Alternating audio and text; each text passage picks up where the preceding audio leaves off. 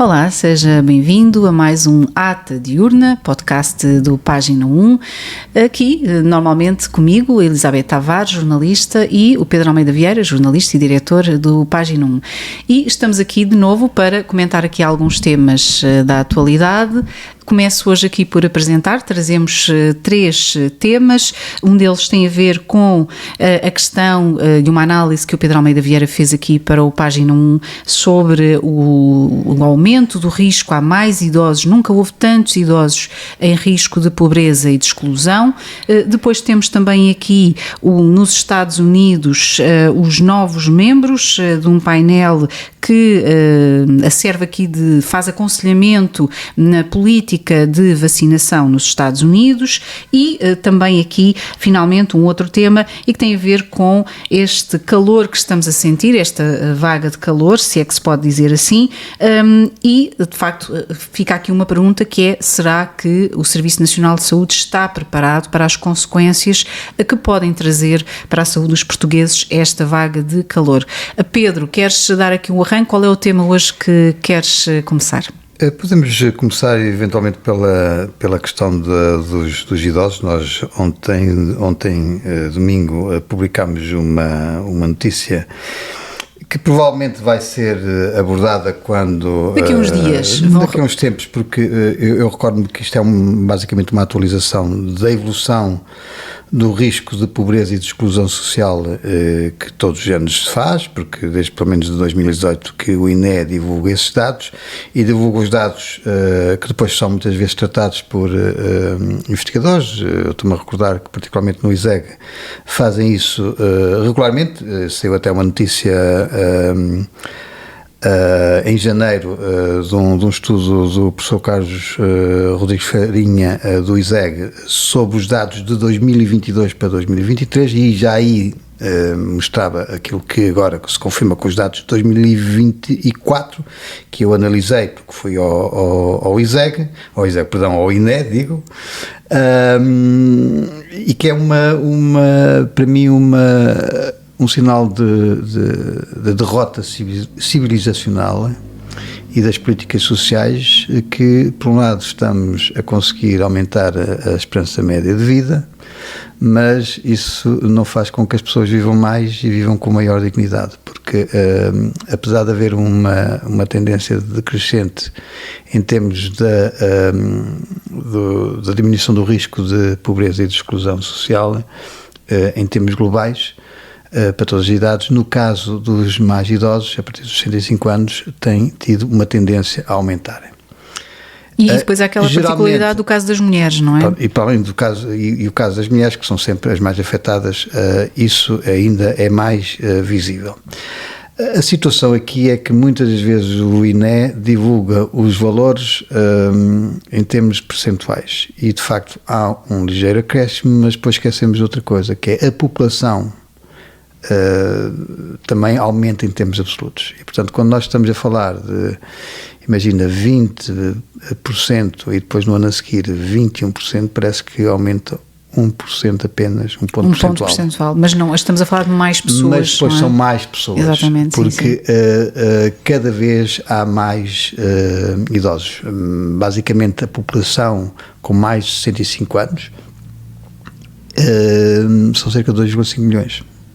São 25%, um em cada 4 portugueses sensivelmente tem mais de 65 anos. E esta faixa etária é aquela que ainda por cima tem mais carências, até em termos de saúde, e é aquela que aparentemente está a ser abandonada, porque já não tem um rendimento, a esmagadora maioria já não tem um rendimento do trabalho, tem um rendimento daquilo que foi entregando à sociedade ao longo dos anos. E verificamos que essa é a população que está mais vulnerável, no caso das mulheres, e está em crescimento. Portanto, ou seja, se nós considerarmos a população, ainda não há dados da população, da estimativa da população de 2024, mas terá sido um bocadinho mais do que em 2023, mas se nós pegarmos na percentagem da população em risco, com mais de 65 anos, nós já ultrapassamos os 600 mil habitantes, de 600 mil portugueses que estão em risco, com mais de 65 anos, com a saúde já, digamos, não... Algo debilitada, possivelmente. Algo debilitada, não é? em muitos casos, e é onde existem mais carências. Isso provavelmente, se nós, o INE não faz isso, mas se fracionarmos os maiores de 65 anos por faixas etárias, provavelmente aqueles que têm mais de 70 e muitos, e 80 anos, se calhar ainda estão em situação ainda mais vulnerável. E no caso das mulheres também há a questão de, em termos históricos, Exatamente. Sabemos que as mulheres ganham sempre salários inferiores ao dos homens e, portanto, os descontos sendo inferiores acabam também por ser mais penalizadas na altura da reforma. Aquilo que me choca mais é que essas notícias saem de vez em quando, e esta própria notícia do Página 1 saiu e não tem eco absolutamente nenhum na imprensa, nem nas consciências. Eu quando vejo o discurso do 10 de junho, ele tem alguma pertinência neste contexto, no contexto mais imediato. Mas nós temos, quando estamos a falar de Portugal, no Dia de Portugal, temos que estar a falar em problemas que efetivamente são relevantes, estruturais. E há um problema estrutural que é este, que é quando os portugueses chegam a velhos, estão completamente desprotegidos pelo Estado Social. E se nós, depois de 50 anos de democracia, e quando olhamos para aquilo que era o Estado Social, que mesmo assim em determinadas profissões até havia mais cuidados, havia e não conseguimos proteger. As caixas de previdência, essas coisas todas, portanto, as pessoas não estavam completamente desprotegidas. Para além do mais, antigamente havia uma proteção social comunitária. Hoje somos sobretudo urbanos e, portanto, aquelas ligações comunitárias, sobretudo estão numa cidade. E no interior, não é? Também há uma desertificação e, portanto, mesmo em bolsas que possam subsistir populações, são populações envelhecidas e de pessoas já, não é? Também bastante... E de quando em vez sabemos as situações dramáticas relacionadas com a questão dos lares de idosos, etc. Portanto, há ali uma faixa da população com mais de 65 anos está completamente esquecida, não é falada nos discursos, nem nos discursos da esquerda. Porque não são temas mediáticos, tu sabes que não são temas... Não, tem a ver com aquilo que é o agenda setting. Portanto, se os partidos, sobretudo até os de esquerda, não se preocupam com isso, a imprensa também não se preocupa com isso, porque tem outros negócios para tratar. Os velhos não dão negócios, a não ser que sejam os negócios dos ricos, não é? Sobretudo se forem pobres, aí não têm dinheiro para comprar nada, não é? Há sobretudo uma insensibilidade enorme social, política, relativamente a esta faixa dos idosos. Não vale a pena, quer dizer, quase que não vale a pena vivemos mais se depois vivemos com falta de dignidade e falta de condições, se vivemos na pobreza. Quer dizer, obviamente isto é muito português, não é? Porque se até o Camões morreu pobre, não é? Mas tem de acabar, não é? Quer dizer, devia ser um indicador que devia ser levado em conta no índice de desenvolvimento do país, era em que situação é que está a população mais idosa. Eu penso que isso deveria ser algo, além, obviamente, as crianças também, não é? Mas... Nós temos isso quando não tenho agora aqui os dados à mão, mas quando analisamos a esperança média de vida, ou a expectativa de vida depois dos 65 anos, nós estamos relativamente semelhantes, ou até em alguns aspectos, até um bocadinho superiores à generalidade dos países europeus. Portanto, estamos no primeiro mundo nesse aspecto. Mas depois, quando analisamos o número de anos com saúde, não é? Aí Portugal já está numa situação pior. E nós vemos a situação do SNS com as consultas, em atraso, com vários problemas que temos em termos de operações a determinados idosos, que são situações dramáticas muitas vezes, porque uma coisa é um jovem não ter uma operação ou uma consulta, um diagnóstico quando é jovem, outra coisa é quando está muito idoso. Pedro, ou a habitação, como é que, com as reformas que existem em Portugal, em algumas situações, as pensões de reforma, como é que algumas pessoas, sobretudo quando há nas cidades uma tendência de retirar e desafetar certas habitações para depois atribuí-las a ficarem vagas, até porque o mercado vale muito, uma casa hoje em Lisboa, não é? Portanto, para vender, em termos do setor imobiliário, como é que pessoas com uma reforma baixa conseguem suportar o custo da habitação? De facto, há questões que não se compreende como é que uma franja imensa da população está a viver nesta altura. Sim. Bom, queres dizer mais alguma coisa sobre este tema ou passamos para o seguinte? Eu só digo que parabéns por teres feito esse tema, e aqui obviamente falo em causa própria, mas tenho que o dizer porque é algo que me diz bastante e também é algo que devemos continuar a monitorizar e até a tentar perceber que tipo de programas é que possam ser criados ou ser reforçados para apoiar esta faixa da população. Vamos então passar para o seguinte, introduz lá o tema. Bem, se calhar então vamos falar aqui num tema que tem a ver também em parte com este, e que é um tema que tem a ver com o calor que estamos a sentir estes dias agora em que a temperatura está a subir muito. Estamos obviamente numa altura que é propícia a ter calor, portanto, sim, faz sentido, não deixa de ser preocupante porque, e tu antes de começarmos a gravar perguntavas, será que o Serviço Nacional de Saúde está preparado? E mais uma vez em relação aos idosos, não é? Porque são os mais vulneráveis numa situação de calor extremo. Pelo que eu estive a ver nas previsões, pelo menos para Lisboa, mas isso em algumas regiões também vai ser semelhante. E depois há uma coisa muito curiosa, que é o calor afeta mais ou menos as pessoas em relação à zona onde vivem. Enquanto, por exemplo, 30 graus para um idoso no Alentejo não aquece nem arrefece, quase. Num idoso no norte do país, onde as temperaturas são relativamente mais amenas, 30 graus durante vários dias pode ser problemático. Porque a pessoa não está habituada. Tem a ver com a questão da regulação do próprio corpo. Há um outro problema que não é tanto só as temperaturas máximas, tem a ver com as temperaturas mínimas, a temperatura durante a noite.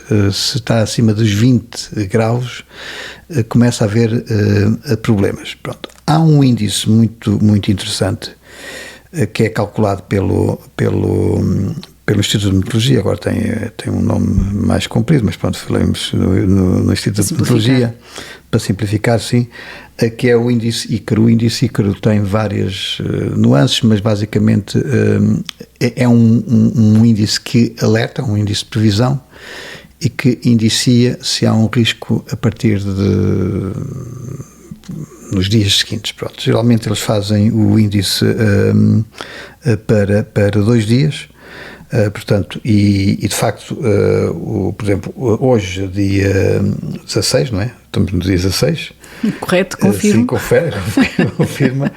O índice está um bocadinho acima de zero, portanto, quando dá zero não há problema. Amanhã vai estar no 0,31 e depois da manhã, no dia 18, está no 0,28. Não sei como é que estarão os próximos dias, mas é provável que durante toda esta semana existam valores do índice Ícaro mais elevados. Isso significa que é previsível que haja condições para que a mortalidade aumente, e a mortalidade neste caso é sobretudo nos idosos. E portanto cabe ao Serviço Nacional de Saúde e às instituições reunir condições para que, por exemplo, os idosos sejam hidratados nos lares, haja um sistema de preparação em termos de urgências, etc., para além dos meros avisos de que vai fazer calor. Se as pessoas sabem que vai fazer calor, agora a questão aqui é haver um trabalho de preparação, background, não é? Claro. Exatamente, para até ambulâncias disponíveis, por exemplo, às vezes falha na questão mais simples. Há um aspecto muito curioso, que é, a maior parte das pessoas pensa que o verão por causa do calor, é um período de excesso de mortalidade. Ele só é em determinado tipo de situações e de uma forma muito curta, e isso é notório. Aliás, o mês onde geralmente se morre menos é o mês de setembro, porque é exatamente o mês em que as temperaturas estão amenas. Em junho também, se não houver calor, também geralmente é um mês muito pouco mortífero. Aliás, eu estava aqui Mas embora este mês estamos já a começar a ter aqui alguns dias que serão mais quentes. Sim, não é?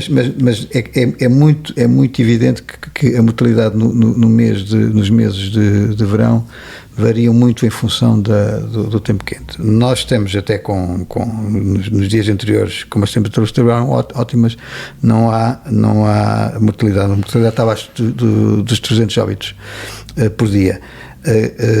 É provável que, se não se tomarem medidas, e portanto não venham com a história das alterações climáticas, porque as alterações climáticas podem existir extremos da temperatura e que eles serem mais frequentes. Isso significa que a forma como mitigamos os seus impactos, isso aí já depende de cada país. Porque felizmente temos ar-condicionado, temos formas de hidratar, etc. Portanto, a questão aqui é mais um apelo para que não se abandonem os idosos, sobretudo porque muitos deles estão muito vulneráveis, e eu explico muito rapidamente porquê. Aliás, nós abordámos isso até há algumas semanas, ou há poucos meses, que é, nós tivemos um inverno muito ameno em termos de mortalidade, porque a gripe não esteve por aí. Portanto, tivemos níveis de mortalidade durante o inverno bastante baixos. Portanto, é provável, isso tem a ver com situações normais de ciclo de vida e de morte, infelizmente, que tem a ver com o facto de que aquilo que a gripe não matou, se tivesse aparecido, um golpe de calor pode fazer isso. Um golpe de calor pode ser desastroso. O tal de harvesting, que às vezes... Sim, pronto. E, portanto, aqui mais uma razão para que se preparem situações destas durante este verão. Se nós tivermos... Que é para depois não haver aquela questão, como disseste, que é culpar o tempo. Exatamente. Depois culpa-se sempre as alterações climáticas em vez de responsabilizar as autoridades por não terem estado preparadas. Este tema aqui, porque se, efetivamente, nos próximos dias, se a temperatura estiver muito elevada e houver uma mortalidade acrescida, então significa que, ou muito acrescida, significa então que não se tomaram medidas. E só para dizer que portanto, nós estamos com mortalidades abaixo dos 30 por dia. Eu recordo-me que houve picos de ondas de calor em que a mortalidade chega facilmente aos 500. Não temos tido isso muito nos últimos 2 ou 3 anos. Tivemos assim, o grande que eu me recordo assim foi em 2017, mas se não tivermos cuidado, e estou-me a recordar que em 2020 tivemos no período da Covid, depois culpou-se exatamente, aliás foi uma perfeita estupidez, porque naquela altura havia o mito esse introduzido pela ciência, entre aspas, e acolhida pela DGS, que era os ar-condicionados podiam transmitir também Covid. Resultado, nos lares desligaram-se os ar-condicionados, portanto não morreram de Covid, morreram de calor. Deve ter sido uma morte mais agradável do que a da Covid. Portanto, há coisas que nós temos que ter em conta relativamente a estes períodos. Queres dizer alguma coisa sobre isso? Não, fica aqui esta nota e este alerta. Em todo o caso, tu sabes que em princípio tudo aquilo que depois a DGS disser ou o Governo disser é aquilo que os mídias vão repetir, claro, isso nós já sem qualquer tipo de posição crítica, e portanto se a culpa for do tempo, será do tempo. Exatamente. Já sabemos e não há nada a fazer. Aliás, até porque os mídias também, em relação ao terceiro tema que nós vamos falar, os mídias também já fizeram um verdito, e mais os nossos peritos. Sim, exatamente. aquilo que o Robert Kennedy Jr. fez nos Estados Unidos relativamente Sim, é verdade, comitê. Pedro. Fala lá disso. Caiu o Carmo e a Trindade quando Kennedy anunciou uma reforma dos membros que compõem um painel responsável por... agora em português é o Comitê Consultivo sobre Práticas de Imunização. Exatamente. Que está integrado no CDC, que é os Centros de Controlo e Prevenção de Doenças dos Estados Unidos. E o Kennedy, portanto, anunciou a devida reforma desse painel e a substituição, portanto, colocou novos membros desse painel, um painel que em inglês é o Advisory Committee for Immunization Practices, ou o ACIP, e caiu o Carmo e a Trindade, porque de facto muitos dos mídia, eles próprios também muito dependentes de receitas de publicidade e parcerias comerciais de empresas farmacêuticas, obviamente seguiram as linhas que foram imediatamente os talking points, como se costuma dizer, que foram imediatamente colocados a circular e que têm a ver com isto, é uma desgraça, estão a retirar cientistas de topo e a colocar-se no lugar pessoas que são anti-vacinas, pessoas que não são cientistas, e isto é um completo disparate. Infelizmente, estas mentiras tornam-se verdade se repetidas muitas vezes, nomeadamente por médicos como Filipe Frois, que têm altas ligações e com muitas receitas de farmacêuticas. Muito interessante. Eu na semana passada até fui ver quem eram os membros desse comitê e eles geralmente até era uma forma, nesse aspecto era um bocadinho mais transparente, porque apareciam lá as declarações deles relativamente a conflitos de interesse. Alguns deles tinham uma lista generosa. Ao contrário daquilo que acontece com os nossos. Em Portugal, exatamente. A começar pelos mídia, como tu tens aliás, bem identificado. A começar pelos mídia. Comecemos por aí. Os mídia deveriam começar, aliás, eles tinham a obrigação de... Neste caso as farmacêuticas. Neste caso as farmacêuticas, porque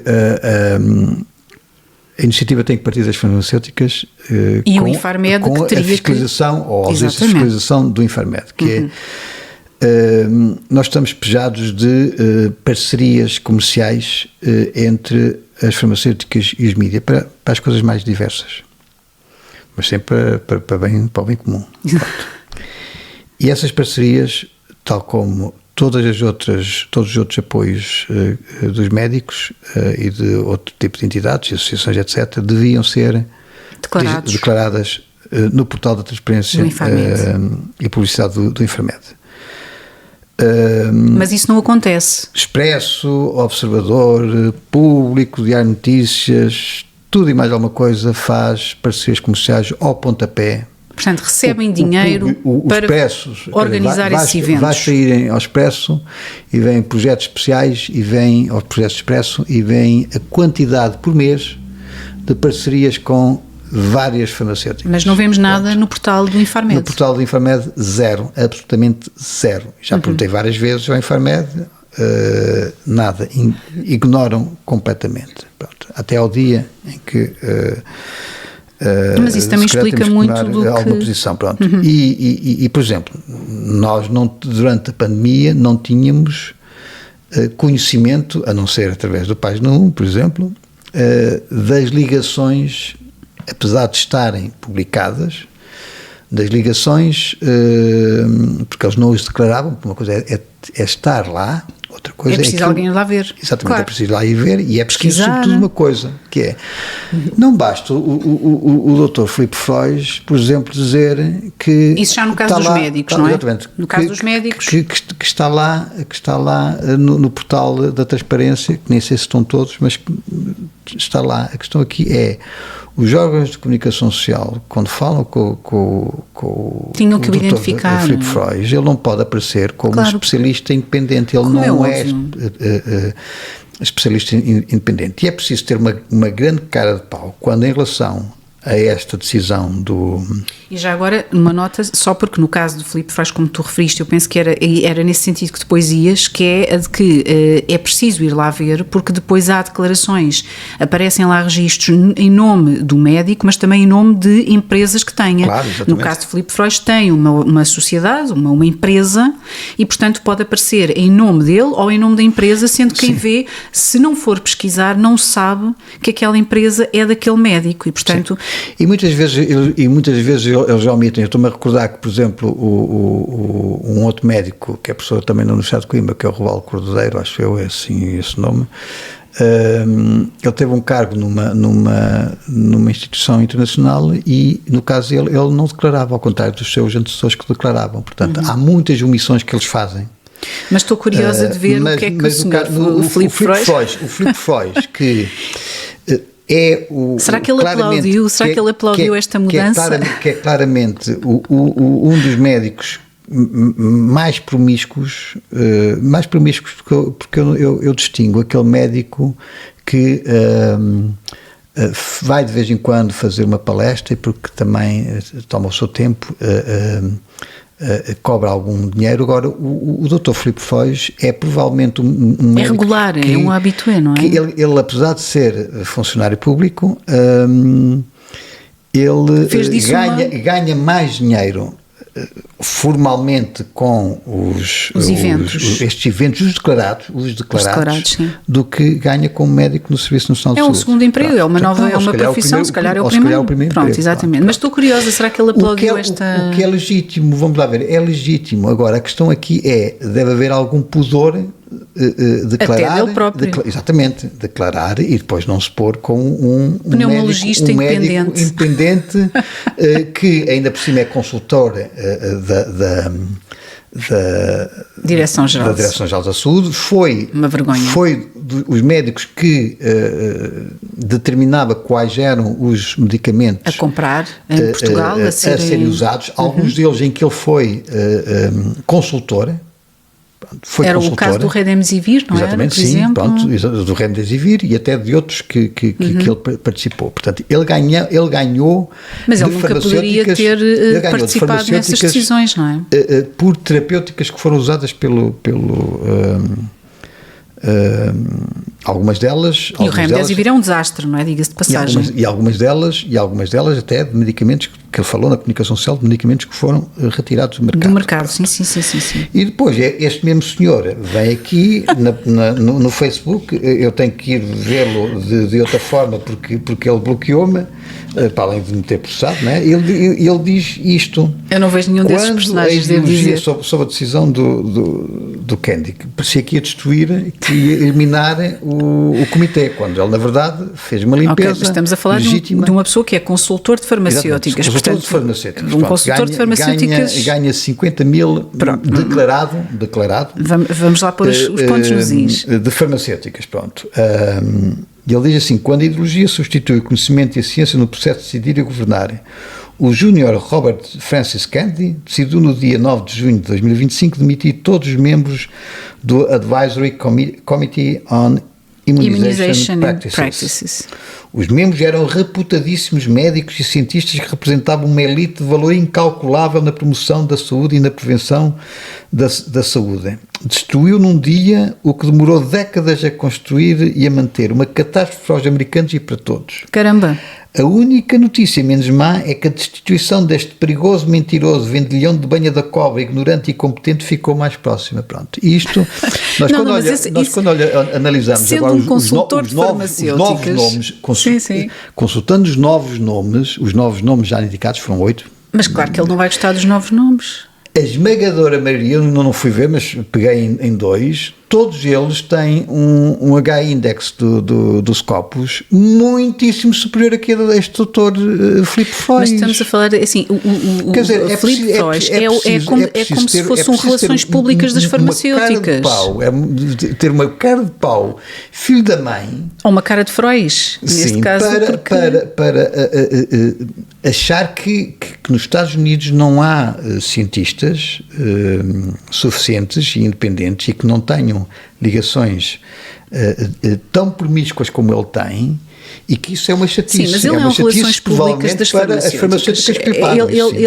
Aliás, o que eu condeno e o que nós todos ansiamos é pelo dia em que a Direção-Geral da Saúde vai fazer uma limpeza grande a todos os seus membros que lhes prestam aconselhamento, seja no que for, e impedirá todos aqueles que tenham ligações e recebam dinheiro de farmacêuticas de poderem participar nesses comitês. É o caso do Filipe Frois. Portanto, jamais ele poderia dar aconselhamento, seja em que área for, à Direção-Geral da Saúde, ao governo português em matérias de saúde, quando ele tem ligações àqueles que são os que vendem. Claro. Não, e agora ele até é vice-presidente da Sociedade Portuguesa de Pneumologia, que é uma das sociedades médicas mais promíscuas com as farmacêuticas. As farmacêuticas, como todas as indústrias, são essenciais às sociedades. Nós precisamos das farmacêuticas, as sociedades precisam das farmacêuticas, mas como em muitos outros setores, nós vimos, por exemplo, nós precisamos de carros.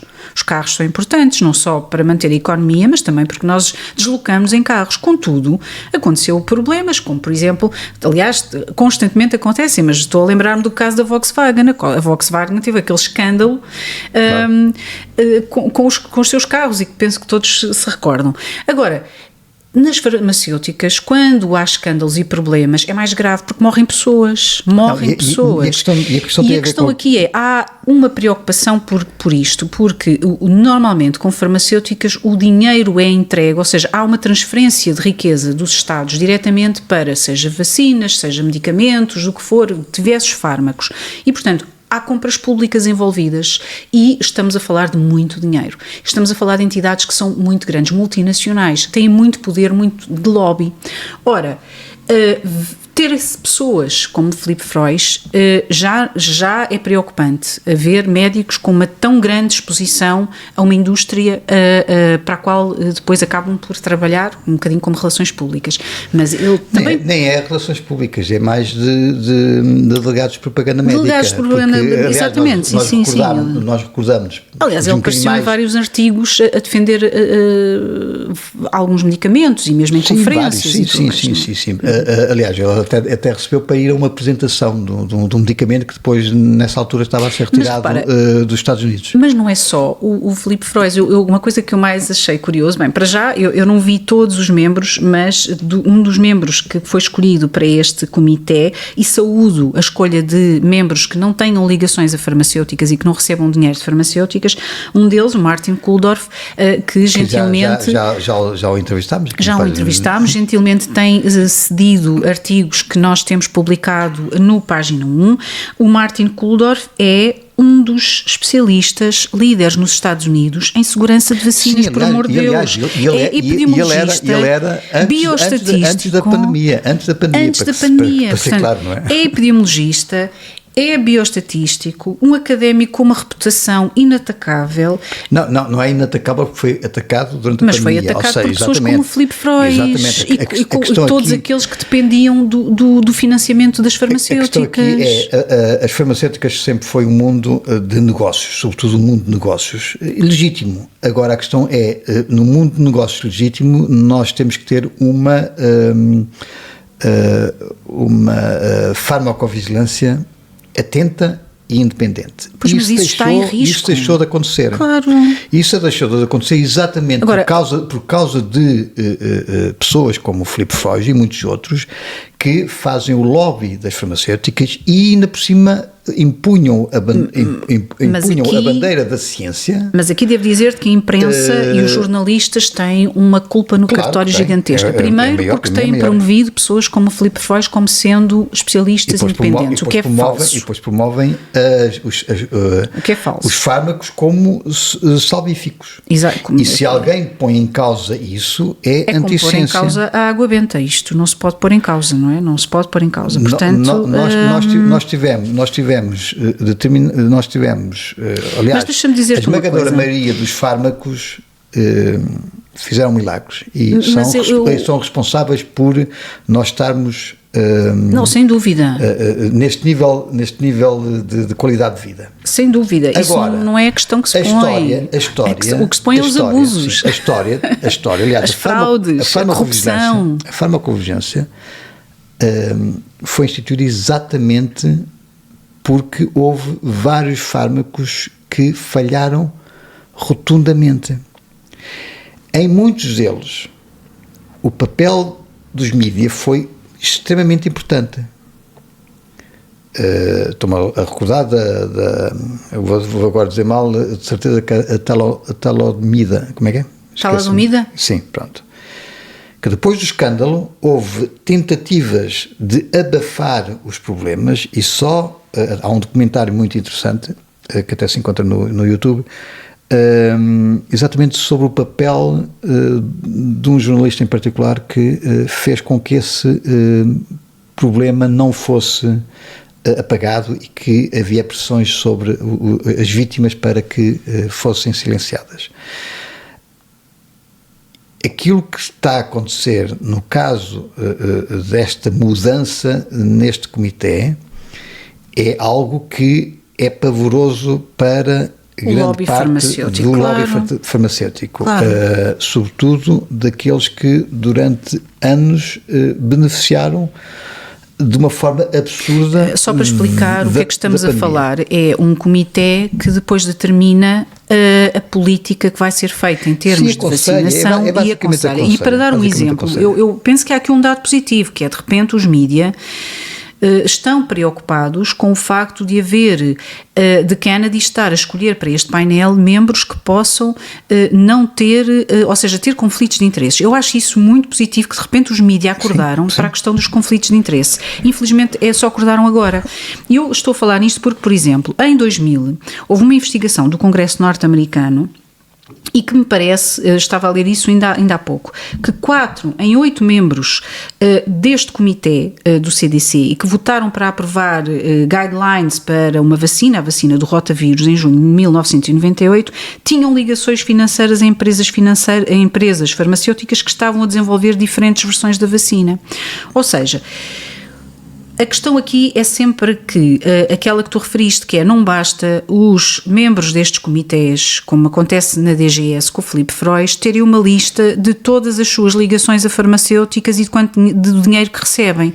Eles tinham que ser proibidos de votar de determinadas propostas e não poderiam nunca participar nelas. Eu penso que se deveria ir mais longe, que era mesmo membros destes comitês não poderem de todo ter ligações a farmacêuticas.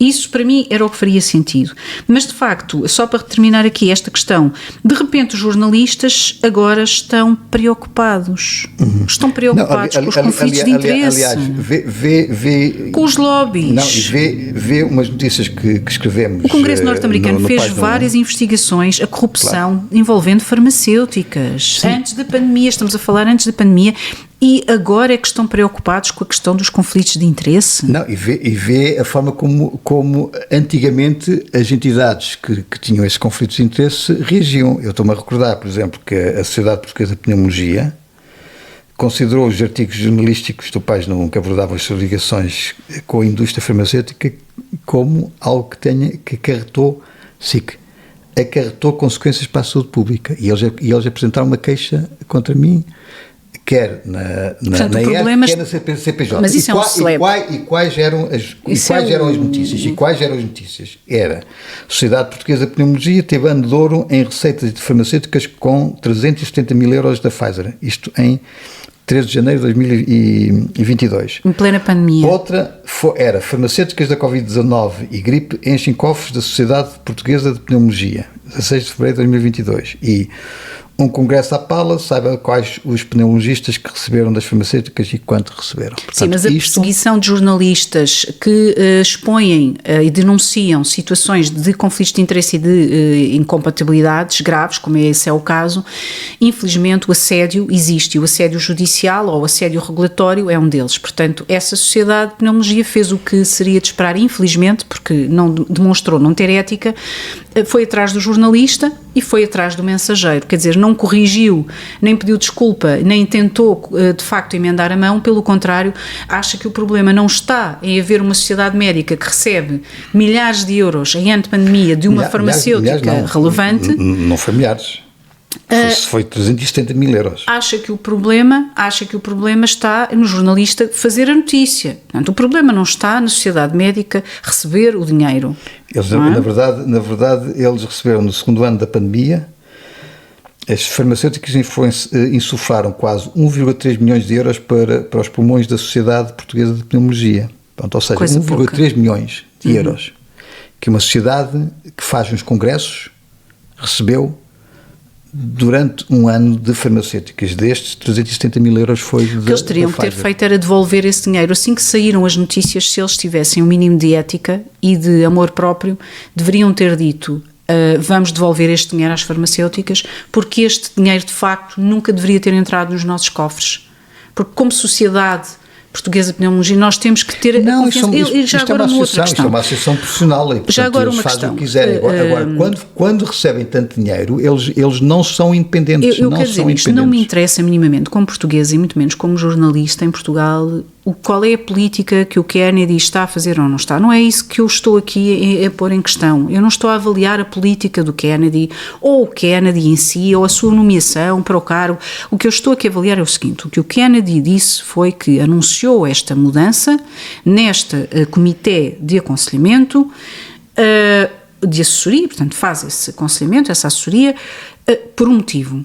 Ele deu um passo para restaurar a confiança. Repara no que é que ele disse. Ele deu um passo, com esta reforma, ele pretende dar um passo para restaurar a confiança do público nas vacinas.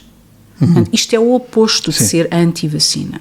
O que tem que haver é, as pessoas temos que admitir isso, e isso é notório, que falando até qualquer dos nossos ouvintes pode testar isso. Falando com pessoas na rua, elas perderam a confiança.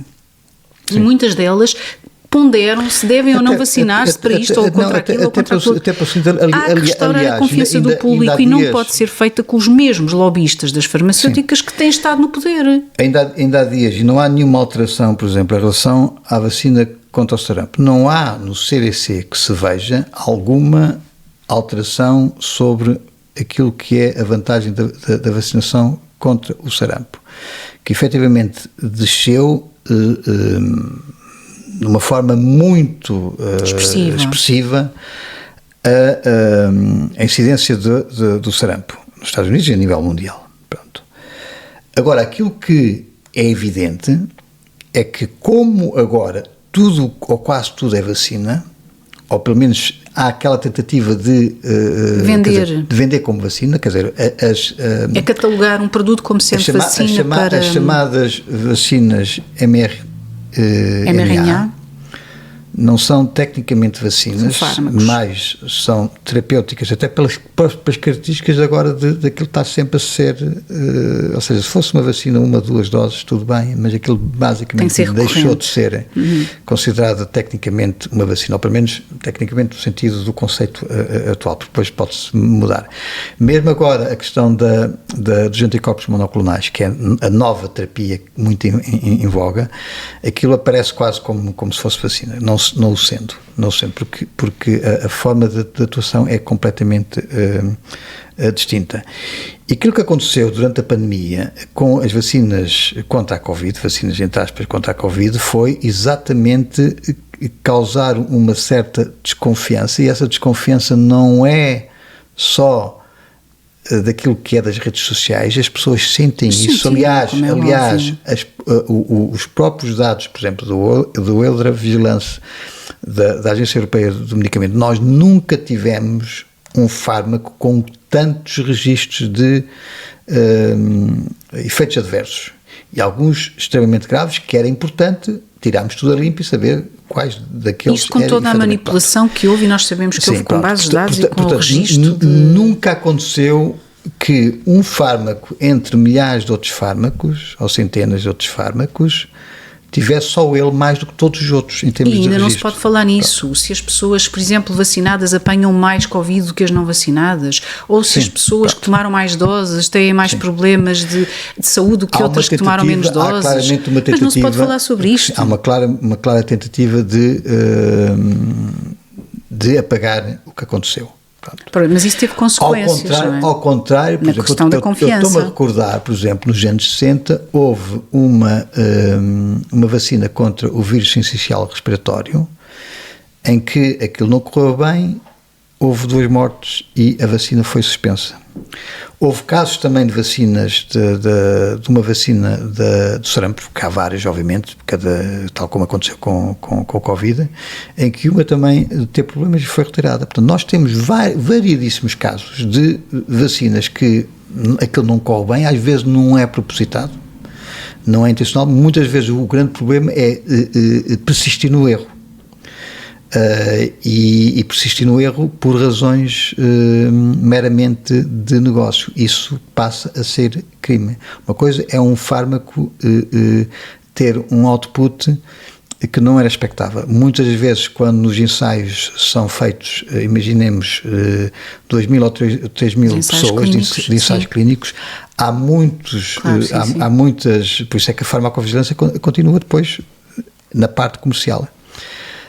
E obviamente há muitas situações em que efeitos adversos, imagina-se, acontece de 1 em 10.000 ou 1 em 100.000 e não apanham, mas agora quando acontece isso num fármaco que é dado a toda a gente, isso aí é um problema. Por isso é que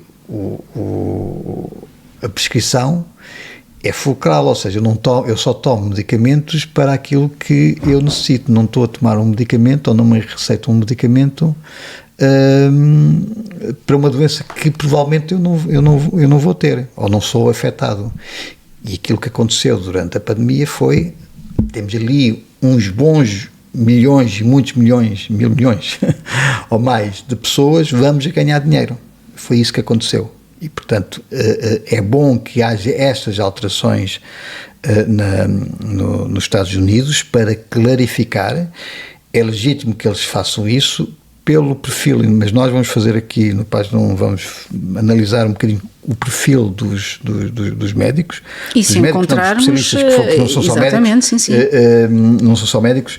Há aqui especialistas de saúde pública, sim. Médicos. Há aqui um também até do próprio MIT, do MIT, sim.